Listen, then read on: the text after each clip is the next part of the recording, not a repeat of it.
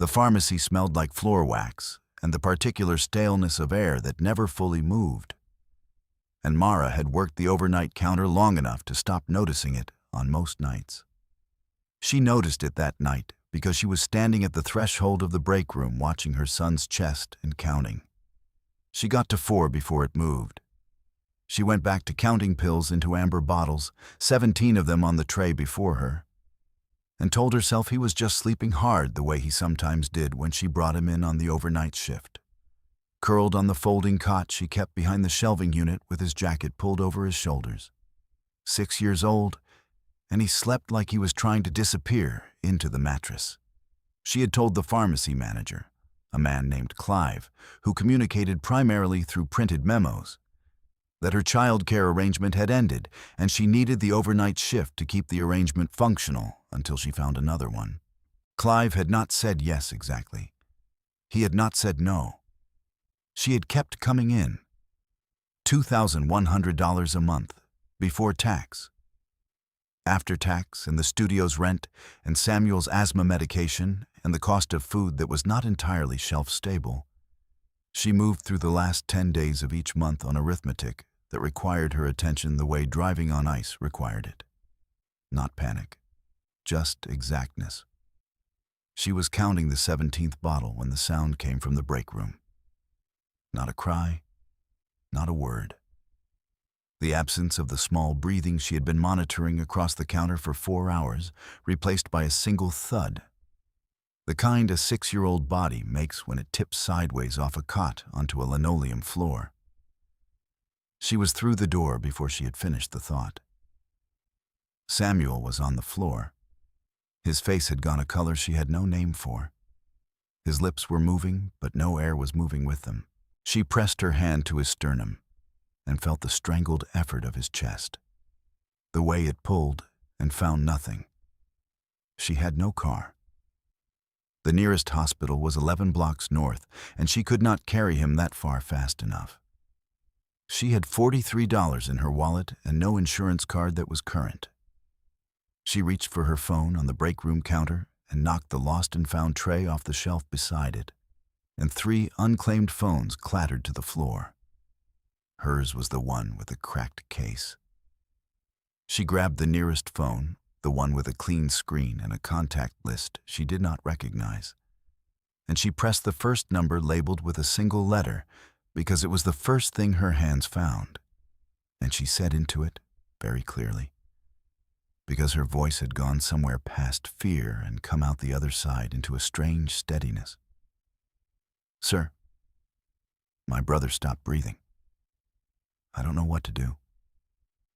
There was a pause, not a long one. "Give me your address." She gave it. "Stay on the line. Do not move him." She did not move him. She tilted his head back the way she had been taught in a training she had taken 3 years ago at a community center, 2 hours on a Tuesday evening. And she breathed for him once, and then again. And she counted between breaths and listened to the man on the phone tell her in a level voice that he was 4 minutes away. Not 10. Not an ambulance's 7. 4. And she believed him because his voice held the specific quality of someone who did not say things he did not intend to follow through on. He was there in 3. She heard the car before she heard the door. A black sedan, no markings, pulled to the curb with the hazard lights blinking. And the man who came through the pharmacy's service entrance was not what she had been imagining. He was in a dark suit, the jacket still on, and he moved through the narrow break room doorway without slowing. He looked at Samuel on the floor for 1 second. He looked at Mara for 1 second. Then he knelt, got his arms under the boy with a practiced efficiency that told her this was not the first time he had moved someone who needed moving. And he stood. "Come with me," he said. She came with him. The drive was 4 red lights and 7 minutes, and she counted both because counting was what kept her hands from shaking visibly. The man drove with one hand on the wheel and one eye on the rearview mirror, not on her. And he spoke once into his own phone in a low voice. A single sentence that she caught fragments of. Private clinic. Pediatric now. Samuel's breathing had changed by the second red light, the color coming back into his lips. And by the fourth, he was making a small sound that Mara recognized as the specific sound of someone's body deciding to stay. She pressed her palm flat against his small chest in the back seat and felt his heart going. Fast and unsteady, but going. And she did not cry. She had not cried in front of someone she did not know in 3 years.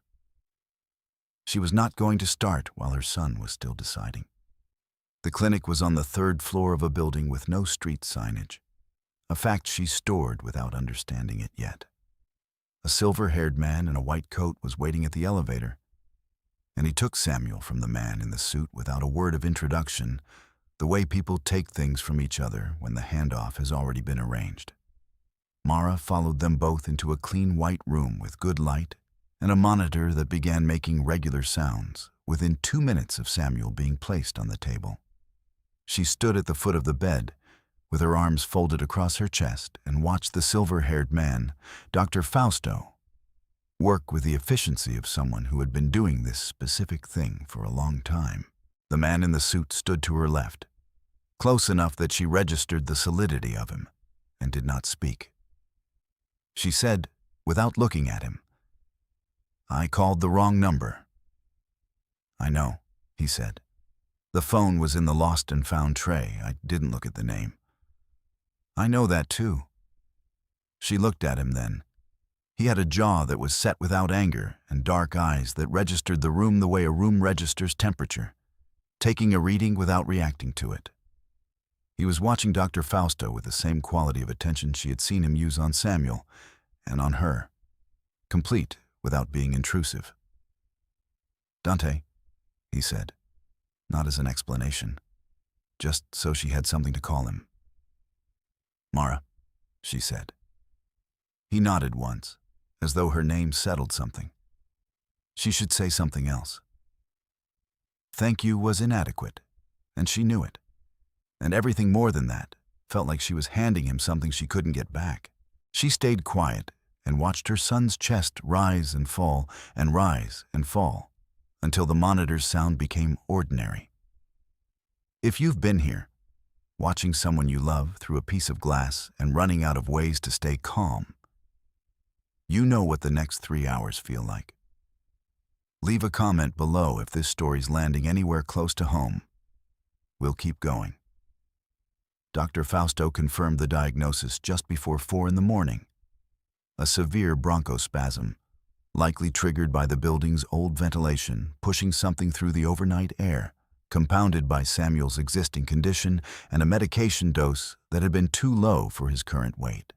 He needed monitoring for 48 hours and a specialist consultation. He was stable. He was going to be fine. Mara sat in the chair beside Samuel's bed and put her forehead on her folded arms and breathed for the first time in what felt like 6 hours. She heard Dante move behind her, heard him step out into the hallway, heard him speak again in that same low, even voice. Greg arrived at 7:15 in the morning. After the morning shift had changed and the clinic corridor was briefly full of people moving between rooms. Mara heard him before she saw him, his voice carrying the particular quality it always had in institutional spaces. The voice of a man who had learned the volume read as entitlement and used that reading deliberately. "They called me from the pharmacy," he said from the doorway. Apparently someone left without notice. He looked at Samuel in the bed. He looked at Dante standing near the window. He looked at Mara. And his expression arranged itself into the thing she had grown accustomed to over the 3 years they had spent unmarried, and the 1 year since, a kind of assessment that started at her waist and moved upward and arrived at her face last. "You look exhausted," Greg said. "Honestly, Mara, you look like you let yourself go." She had heard versions of this before. She would hear versions of it again. Her throat closed around the reply she was not going to give him. What she said was, "Samuel is stable. They're keeping him today." That's good. Greg had not crossed the threshold. You get the bill figured out? I'm handling it. You don't have insurance? I said I'm handling it. He glanced at Dante again. Dante was looking out the window. His hands were at his sides. Whatever arrangement you've got going here, Greg said, lowering his voice to a register that was meant to convey concern and conveyed contempt instead. Just be careful. Samuel doesn't need to see his mother making bad decisions. He left before she could answer, which was, she had learned, how he preferred to deliver that particular kind of line. No space for a reply. The statement dropped into a room he was already exiting. Dante did not comment. She did not look at him, but she felt him standing there with the stillness of someone who had heard every word and was choosing what to do with it. 3 days later, she was back on the overnight shift because the rent did not pause, and neither did the medication costs. And the clinic had provided a specialist referral that required a copay she was going to have to redistribute from somewhere. She had arranged for a neighbor's daughter to sit with Samuel during the 3 nights a week that were her problem to solve. And she was standing at the counter at 11:15 at night, counting the silence of the pharmacy, when the side door opened and a man came in who was not a customer. He was in his 30s, medium height, with the kind of deliberate, unhurried movement that suggested he had run calculations on every room he entered before entering it. He carried a bag, a good one, canvas with a pharmacy name she did not recognize on the side, and he set it on the counter with both hands. "Remy Kello," he said. "I'm Dante's cousin. You can call me Remy." She looked at the bag. She looked at him. "Samuel's new inhaler prescription," Remy said. "Correct weight, correct dose." Dr. Fausto adjusted the formula. "There's also a week of groceries because the refrigerator in your building was flagged as malfunctioning by the super 2 weeks ago and it hasn't been repaired." He paused. "I'm told you can tell me to take it back, and I should do that without argument." She put one hand flat on the counter. "If I take that bag," she said, "what does it mean?" Remy considered this with a seriousness that she appreciated. "It means Samuel's medication is correct, and he won't have another episode like the last one if we can help it. That's all it means right now." She took the bag. Remy appeared again 4 days after that, this time at the pharmacy in the early afternoon when she was covering a half shift for a co-worker, and Greg was also there, which was not a coincidence she had anticipated. Greg had come in to drop off Samuel after a court-ordered weekend, and he stood at the counter with that same practiced lean, the one that put his elbow on the surface and his eyes on her in a way that communicated ownership of the space. "Clive says you've been coming in short on your reports," Greg said. "I heard that. He said it to Mike. Clive says a lot of things. You need to be careful, Mara. With Samuel's situation, a judge is going to look at your work record." He let that settle. "You don't exactly look like you're keeping it together." She was aware of Remy 2 aisles away, reading a label on something he had no reason to be reading. She kept her eyes on Greg. "Thank you for dropping Samuel off on time," she said. Greg's mouth curved. "You were never the type to ask for help. That's your problem." He left the same way he always left, without waiting for anything she might say. Remy put the label down and came to the counter. "Mr. Paulson?" he said, not to Greg, who was already through the door, but to Mara, as though filing the name. "The same one from the clinic?" "Yes." He said nothing else. He bought a bottle of vitamins he certainly had no need for, and he left. And Mara stood at the counter and felt the particular exhaustion of a woman who has been explaining herself to people who have already decided what she is for a long time. Dante came to the clinic himself the following Thursday for Samuel's specialist follow-up. She had not asked him to. He was there when she arrived with Samuel, who had recently decided that Dante was primarily interesting because he was tall and because he had once, in the parking lot of the clinic, produced a coin from behind Samuel's ear, with the flat practiced timing of someone who had done that trick a long time ago for someone else. Samuel had asked about the coin 3 times since. Dante had brought the same coin, or an identical one, and he gave it to Samuel before they went inside.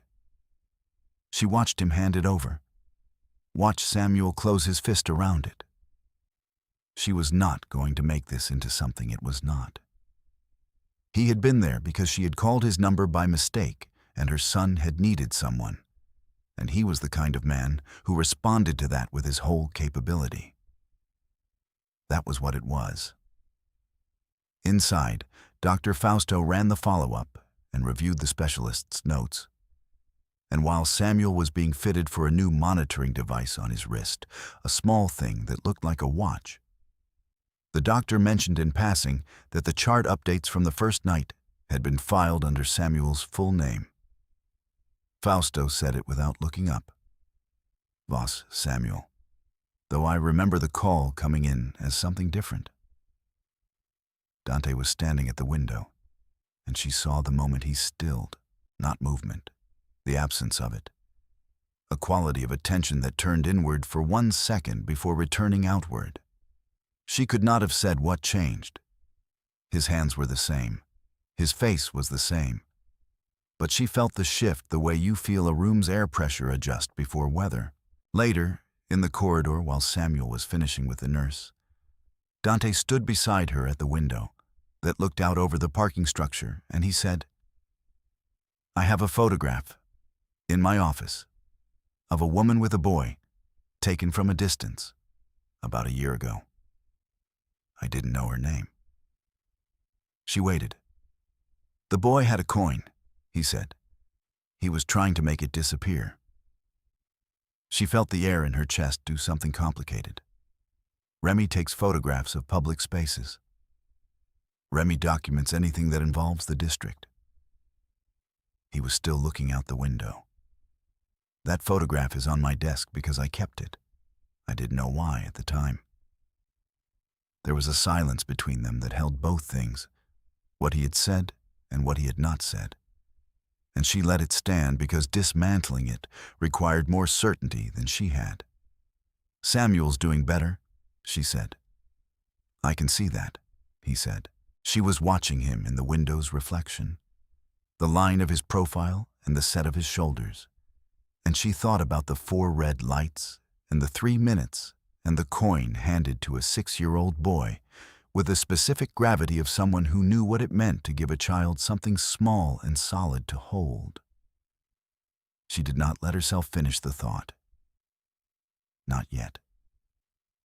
This is the part of the story where a second look at the page might be worth your time. If you're finding this one, it means the algorithm thought you'd want to stay. We think so too. Remy returned the phone 2 weeks after the first night, sliding it across the pharmacy counter one evening with the same procedural courtesy he applied to everything. "Yours was the cracked one," he said. "We kept them separate in case you needed confirmation." He tilted his head slightly. "The number labeled D. You should know that Dante takes approximately 4 calls a day on that line. In 4 years, no one has called it by accident." She looked at the phone. "I'll keep that in mind." "He wanted me to tell you," Remy said, straightening, "that the specialist's fees have been absorbed. If you want the accounting, it's there. If you'd rather not know, he said that's also fine." "How much?" "The amount doesn't matter in the way you're thinking." "It matters to me." Remy considered her. "It matters to him too," he said quietly. "That's why he didn't tell you the number." She understood that. She did not have to like it to understand it. She went to his apartment for the first time on a Wednesday, 3 weeks after Samuel had come home from the clinic.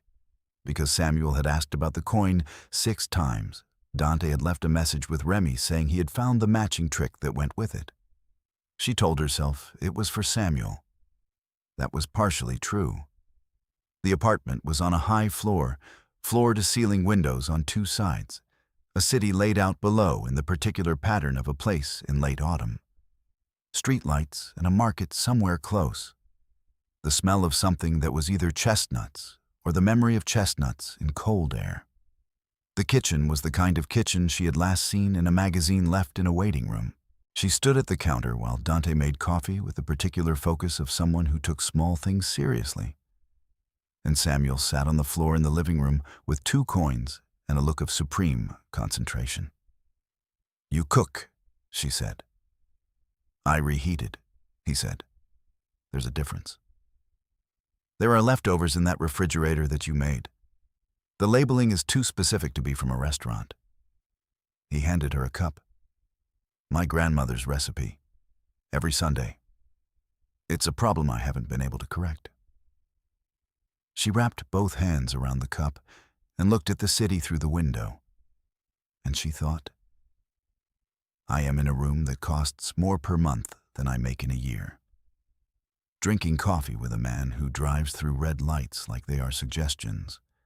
And my son is on the floor learning a card trick, and I do not know what to do with any of this." What she felt was not fear. She had felt fear 6 weeks ago in a break room on a linoleum floor, and she knew exactly what it was. This was something else, something that sat in the sternum and radiated outward, warm and inconvenient, the kind of feeling she had made a practice of managing. He said without preamble, "Greg Paulson owes this organization $40,000. He has owed it for 8 months. She set the cup down. "I'm not telling you that as leverage," Dante said. "I'm telling you because you should know the shape of the space you're standing in. He knows who I am. He has been careful, until recently, to stay out of my operational line." "Until recently?" "He called Remy's secondary number last week. He wanted to know if you were under arrangement." Dante's voice had not changed register. "Remy told him the inquiry was noted." She looked at her son on the floor, oblivious, trying to make a coin vanish between his palms. "What does that mean?" she said. "Under arrangement." Dante looked at her the way he had looked at her in the clinic corridor the first night. The complete attention, nothing withheld and nothing performed. "It means I would like it to mean something specific," he said. "When you are ready for it to." She picked up her cup. She said, "Samuel needs consistency. I know. He's had 2 years of people who come and go. I know that too. I'm not easy," she said. "I notice everything and I ask questions and I don't let things go." "I know," he said. And the corner of his mouth moved, not quite a smile, something more precise than that. And she felt the warmth in her sternum do something it had not done in a long time. She did not answer him that night. But she stayed until Samuel fell asleep on the couch, and she let Dante carry the boy to the guest room with the same steady, capable arms he had used 6 weeks ago in a pharmacy break room. And she stood in the kitchen afterward and looked at the city lights and thought that she had been building walls for 2 years, and this man had not tried a single one of them. He had just stood on the other side of them, unhurried, doing the thing in front of him. She started to say something. He said, before she could, "You can go or stay. I'll take you home if you want." "I want to stay," she said. "For now." "For now is fine," he said. Samuel was in school on a Tuesday morning in the 3rd week of November when her phone rang with a number she did not recognize, and the voice on the other end was professional and accented and entirely calm. "Miss Voss, my name is Victor Shen. I represent a group of people who have an ongoing interest in Mr. Kalo's operational agreements. Samuel is safe. He'll remain safe as long as you meet me in the next 2 hours without contacting Dante." She was sitting in the break room of the pharmacy. Her hand had tightened around the phone until her knuckles went pale. "Where is he?" she said. "He's with 2 of my people." They picked him up from school an hour ago. His teacher believes it was an early pickup by a family member. He's having a snack. He's fine. She made herself breathe. She made herself count. 4 breaths, not 6-year-old ones. Her own. "What do you want?" she said. A conversation about what Dante values now and what it would take for him to make a particular concession. She ended the call. She had Dante's emergency line in her phone under the label he had given her 3 weeks ago. A single word, and she dialed it before she had stood up from her chair. He picked up before the second ring. She said, voice level, "Victor Shen called me. He has Samuel. He said a school pickup an hour ago. He wants a meeting." There was a silence that was not a pause. It was a calculation, and it lasted 4 seconds. "Where are you?" Dante said. "Pharmacy. I'm not staying here. Listen to me." "I'm listening, and I'm also leaving. Tell me where they would take him." Another second. "There's a building on Creel Street, east side, a logistics company that Shen's group uses as a front, 2nd floor. I know Creel Street. I walk it on Thursdays." "Mara." His voice had dropped half a register. "Do not go inside." "I'm not going inside," she said. "I'm going to stand at the door." She took her pharmacy coat off. She took her keys. She walked out of the pharmacy, and she walked 6 blocks east with her phone in her hand and Dante's voice in her ear, telling her in short, level sentences what Remy and 2 others were doing and where they were positioned and how long it would take. And she stood outside the building on Creel Street with her back against the exterior wall next to the stairwell door. And she waited. When the stairwell door opened from the inside, pushed by a man she did not recognize, she put her foot against the base of it and held it open, and she looked at the man directly, and she said, "Tell Shen I'm here. Tell him Dante is also here." She pointed. Across the street, the black sedan was at the curb, engine running, 2 doors already open. The man looked at the sedan. The calculation on his face was fast and visible. "Tell him," she said again. He went back inside. She kept her foot on the door. Remy came through the main entrance 2 minutes later with Samuel in his arms. And Samuel was holding the coin in his fist and looking more indignant than frightened, which was the most Samuel thing she had seen him do in months. She took him. She held him against her chest in the doorway of a logistics company on Creel Street and breathed him in. The smell of his hair and the slight wheeze of his breath that was better than it had been 6 weeks ago, but still present. Still the sound that told her he was there and breathing. The building went quiet in the way that buildings went quiet when the man who had organized the space inside had just been located at a distinct disadvantage. Victor Shen did not come back out. What came out, 40 minutes later, was a man she did not recognize who told Remy, in a flat voice, that Mr. Shen had made arrangements to leave the city and did not expect to return. Remy received this the way he received most information, with a nod that communicated he was filing it accurately. Dante came out last. He walked across the street to where Mara was standing with Samuel on her hip, and he looked at them both, and he put one hand on the back of Samuel's head very briefly, and he looked at Mara with an expression she had not seen on him before. Something that had gotten past the containment. "You held the door," he said. "You said don't go inside." "I didn't go inside." His jaw moved. "That's a very narrow interpretation." "Yes," she said. He made a sound that was not quite a laugh, but lived close to it.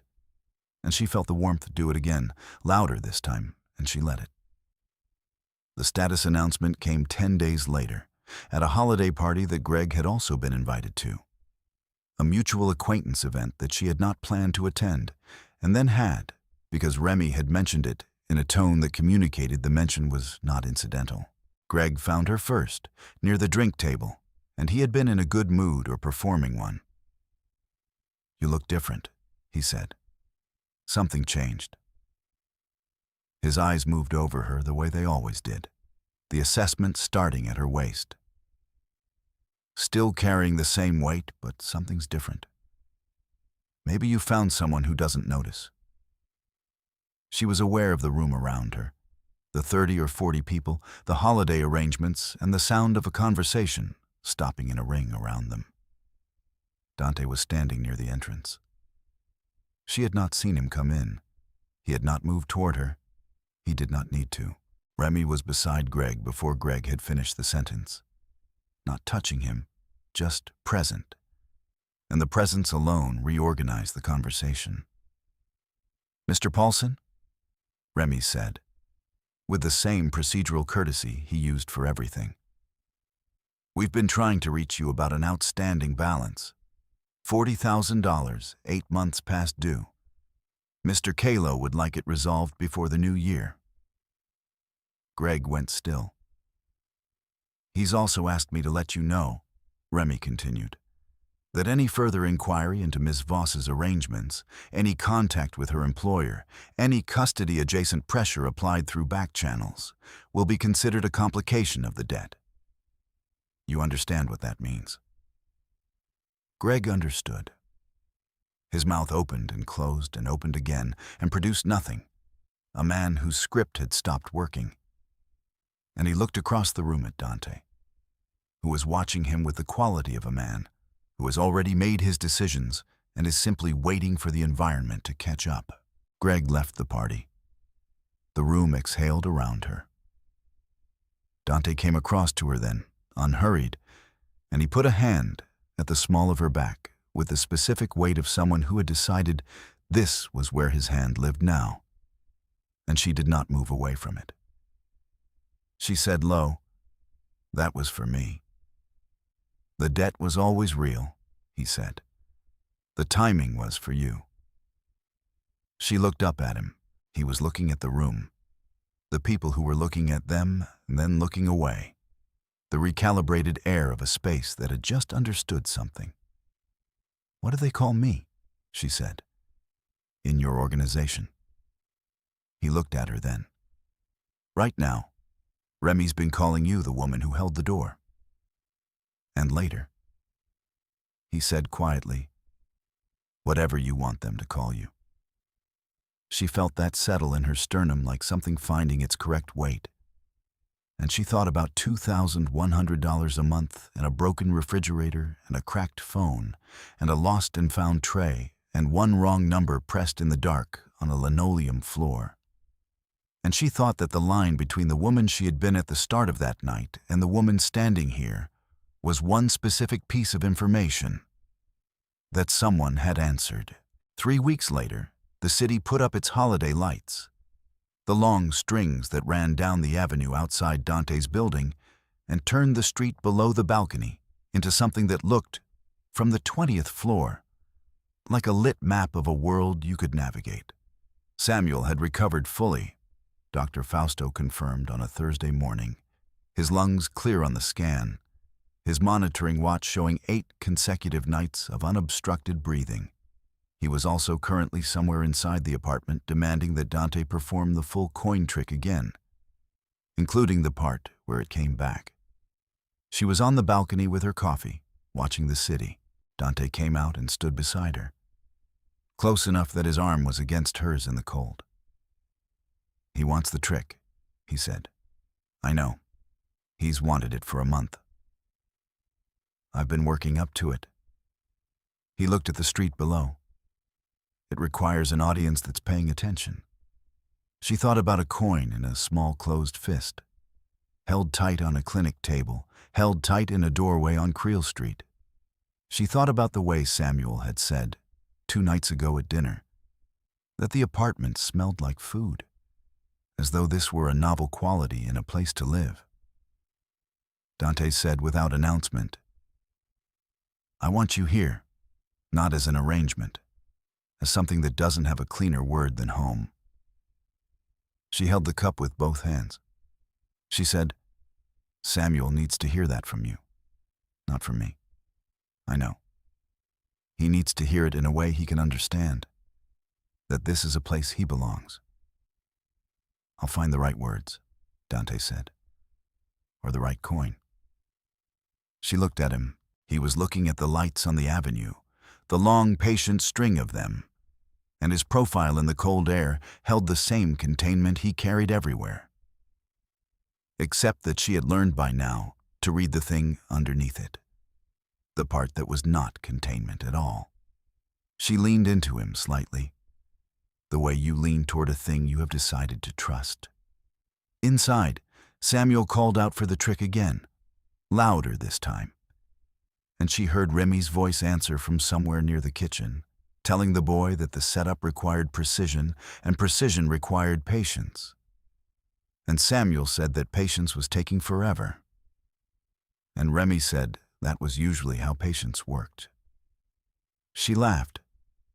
It came out of her whole chest without planning to. Dante's hand came around her shoulder. Below them, the city held its light steady, avenue by avenue, and Samuel's voice carried through the glass door. And the monitoring watch on her son's wrist was showing 8 nights of unobstructed breathing. And the cold air smelled like chestnuts from the market at the end of the block, and the coin was somewhere inside, in a small closed fist, still there.